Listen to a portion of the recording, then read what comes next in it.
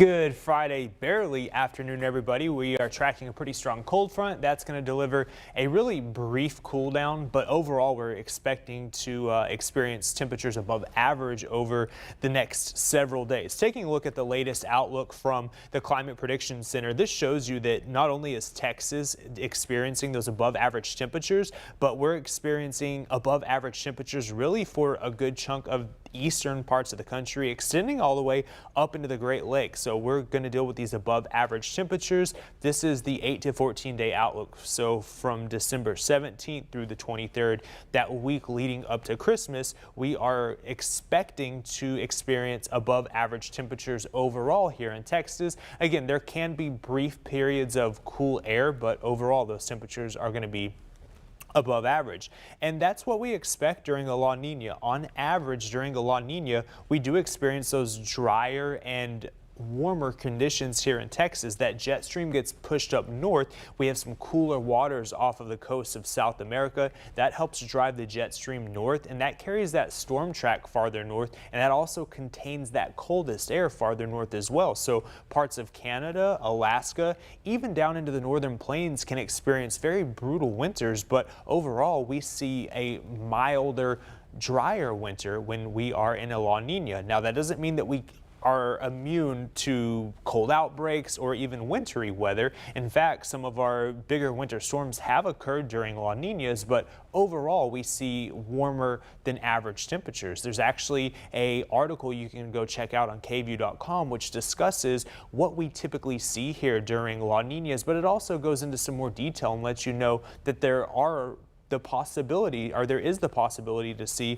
some wintry weather during La Nina. So that article, you can go to KVUE.com, and it really details that what you can expect during the La Ninas. Here's what we can expect over the next few days. We're going to see temperatures really come down over the weekend. 59 degrees is what we're expecting Saturday. That's 6 degrees below average, and the below average temperatures are going to stick around into Sunday, but wouldn't you know it, temperatures climb back up to average by Monday. And we're talking about the possibility of temperatures near record warmth by Wednesday. So a lot of ups and downs in the forecast. But as you can see, despite that period of cool air, we're going to be above average overall over the next several days. And today is going to be well above average. 86 degrees is the forecast high in Austin. That's going to break the record for December 10th, which is 81 degrees. So we should shatter that within the next couple of hours. We're already pretty warm out there right now. We'll take a look at the current temperature here in a second. But if you do have any evening plans, it's going to be nice. We're going to be in the 80s, eventually falling into the 70s. It's going to be mild, humid, a little bit breezy with that cold front moving through sometime between 11 and midnight. And that's going to help knock those temperatures down. And that's going to flip those winds around to the north. The cold front that we're keeping an eye on, it's finally starting to work its way into the Texas Panhandle. Back behind it, you can see those blue and purple colors. That's that colder air that's working south. And this system actually delivered the first snow, the first measurable snow of the season to Denver. It's been a very rough year for parts of Colorado. They haven't gotten much snow. They finally are getting some snow with this system, but out ahead of it, very warm temperatures, not only here in central Texas, but extending into the mid-south and the deep south. And there's actually going to be a severe weather outbreak there this evening. So if you have any family or friends in eastern Texas, Louisiana, Arkansas, up into Mississippi, Tennessee areas, that's where there could be some severe weather tonight, including some strong tornadoes. But luckily, we're not expecting any of that here in central Texas, but we will see impacts from that cold front as it works its way south. Temperatures behind the cold front, they're chilly, 27 degrees in Billings, 30 in Denver, Albuquerque checking in at 48 degrees, and we're warm here in central Texas. You can see we're finally starting to see a few peaks of sunshine out there, and that's going to allow those temperatures to continue to warm up. We're already at 78 degrees in Austin. Keep in mind the record high for December 10th is 81, so we're 3 degrees shy of that. We'll get up there within the next hour or two, and it's humid as well. It feels like 80 degrees because our dew point is close to 70. This is a tropical spring-like air mass that we're dealing with across Texas, and again, like I mentioned, this is not unusual for La Nina to see these mild temperatures out there. 82 in San Marcos, temperatures really climbing there. 80 in Giddings, it's also 82 82 in LaGrange, and the Hill Country, Llano, you're up to 82 as well. So everybody approaching already temperatures that are 20 degrees above average, and it's barely lunchtime. There is the potential east, mainly east of our area for severe weather. It does technically clip parts of Bastrop as well as Lee and Fayette counties, but I think that most areas are going to miss out on any severe weather, but there is technically a level 1 severe risk as you work your way well east of I-35, pretty much along and east of Highway 77. That's where there's the better chance for a few storms, and that would be later on tonight once that cold front moves through, which I'll have that hour by hour future radar right here. We'll take a look at that here in a second.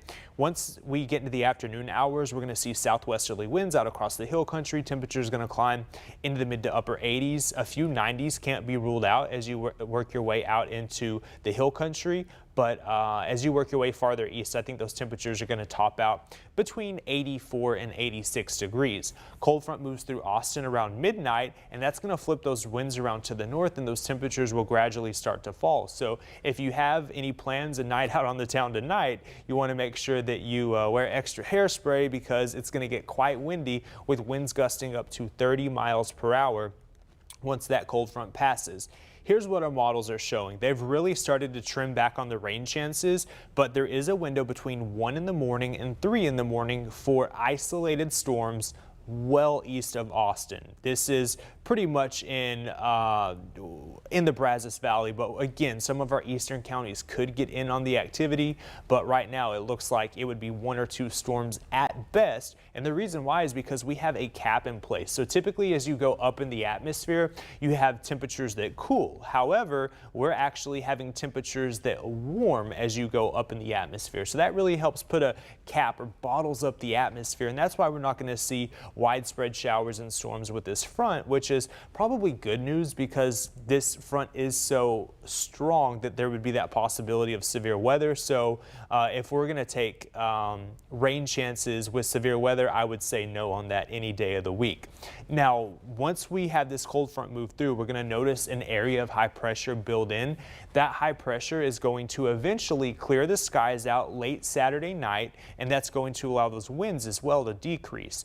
That allows for radiational cooling, and that allows those temperatures to really drop very quickly. So by Saturday evening into Saturday night, temperatures are quickly going to fall throughout the 40s into the 30s by the time you wake up Sunday morning. So as you're going to church or you got to take the dog outside on a walk, it's going to be chilly out there. The winds will be light, but temperatures are going to fall into the 30s for all of central Texas, with the Hill Country actually falling into the 20s. So areas in the Hill Country could actually see temperatures that classify as a hard freeze. So that's something we're going to keep a really close eye on over the next day or so, because there's the possibility that we actually get a freeze warning for some of our counties. Here in Travis County, once you get outside of Austin, most areas should fall down to around 31, 32, 33 degrees. But in Austin, I think that temperature is going to bottom out around 34, 35. So we should technically at Camp Mabry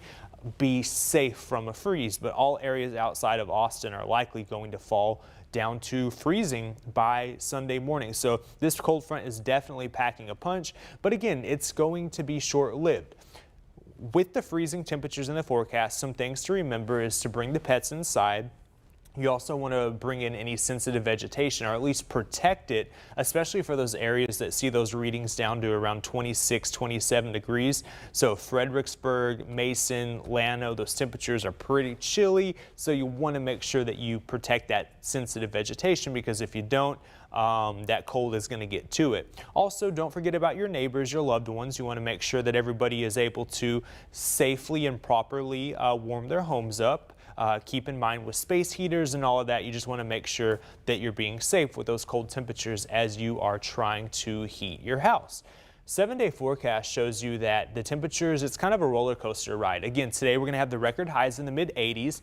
Tomorrow we're going to stay in the 50s behind that cold front, so it's going to be pretty chilly throughout the day with quite a bit of cloud cover throughout the morning into the early afternoon hours, but we should see a few peaks of sunshine by the afternoon, and then that sunshine going to stick around on Sunday, allowing those temperatures to warm up from the 20s and 30s all the way back in the 60s. So we're going to see a 30-degree temperature increase from the time you are waking up and you're having that cup of coffee, you're going to church, by the time you're done having lunch. Temperature is going to warm up about 30 degrees that quickly, and then we're going to be close to 70 degrees on Monday.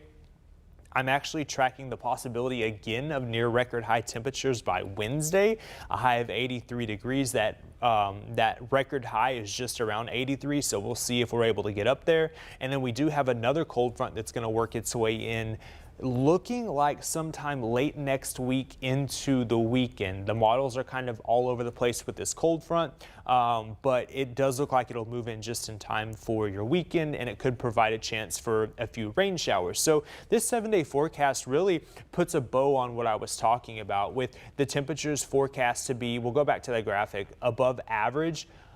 We can still see those cold periods. So overall, temperatures are expected to be above average. This is from the Climate Prediction Center. You can see Texas experiencing those above average temperatures, but you can still have those brief cold snaps, and that's exactly what we're expecting. So on the 7-day forecast, we have 1, 2, sometimes 3 days that are near or below average, but then we have 4 days that are well above average, and then when you average those temperatures out, it's above average. That's kind of how it breaks down. It doesn't mean that we're not going to see any cold weather. It just means 8 times out of 10 it's going to be a little bit warmer, and then you have those 2 days where it's a little bit colder.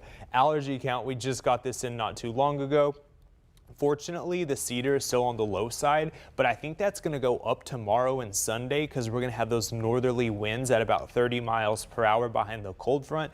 So that's going to kind of mix things up. So if you suffer from cedar, you want to make sure that you go ahead and you stock up today on the allergy medication, because I think that is going to go up. Unfortunately, trees, grass, and mold right now in the medium category. I think the mold is actually going to come down once the cold front moves through. So that's the good news, but we'll continue to keep a really close eye on the allergy count.